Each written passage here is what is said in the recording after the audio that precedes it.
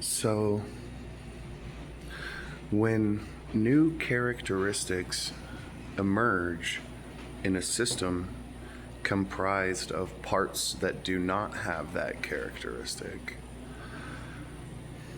we say that the whole comes alive and it's greater than the sum of its parts.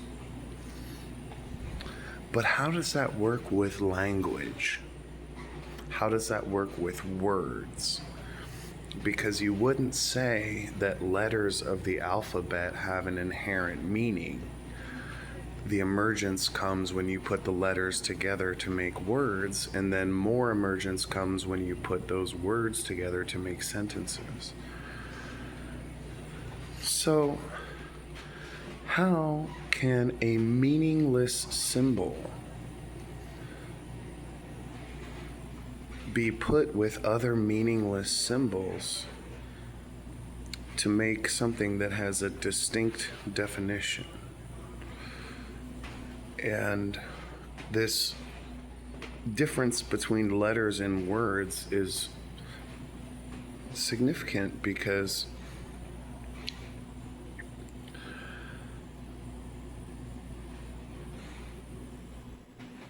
you aren't building with the same,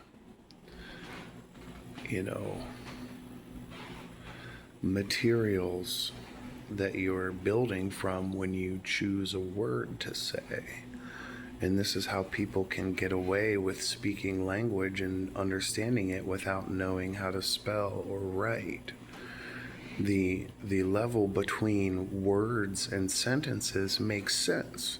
Words represent things, and then, each thing is a part of whatever story you're trying to tell.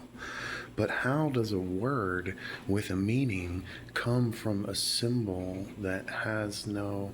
And so you're categorizing different sounds as sort of placeholders,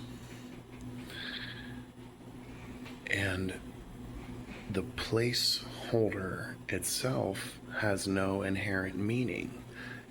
But that's the point. That's exactly how the universe works.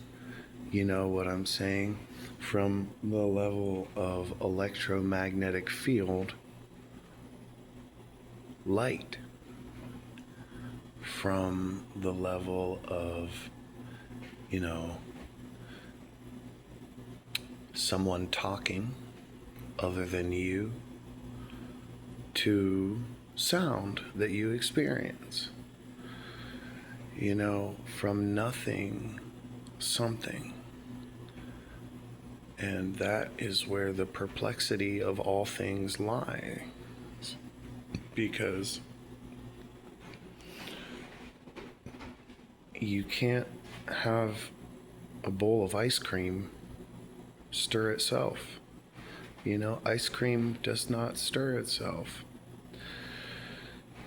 Now, you could throw a bowl of ice cream at a wall and watch it mix together, but then again, you are the one who threw the ice cream against the wall. And this is where science baffles me, because they stonewall the idea of God or living universe, and then they say, oh, well, it just exploded. From a singularity, it somehow manifested 4 dimensions and exploded. This doesn't sit well with me. The Big Bang Theory doesn't sit well with me, because Newton's first law tells you that things don't just explode. If it was stable, it would have remained stable, unchanging ad infinitum. Here's something to think about. If time is infinite, then the beginning and the end have no more significance than a random point in the middle. Because when you think about what infinity means, it's like the length of a straight line on a circular trajectory. There's, when the circle is completed, there's no beginning or end. The end of completion is actually the beginning of the circle's existence, and then you can trace it around and round and round and round ad infinitum. No one point on the perimeter of a circle is any more significant than another.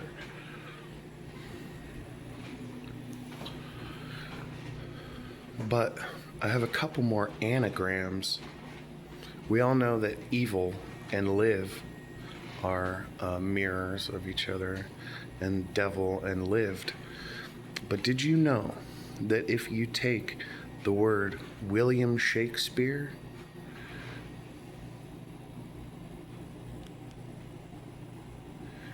and rearrange the letters, you get the phrase, "There was I," like a psalm. William Henry Shakespeare, that's WILLIAMHENRYSHA. You know what I'm saying? You take those 15 or so letters and you rearrange them, you literally get the phrase, "There was I," like a psalm, as in the Bibles have psalms. And I thought about this when I heard it, and I think about it now, and I think, how does a coincidence as significant as that exist within the arrangement of these meaningless symbols that create sounds? Letters that don't mean anything until they're put together in words. And then I thought about this. The anagram for the meaning of life.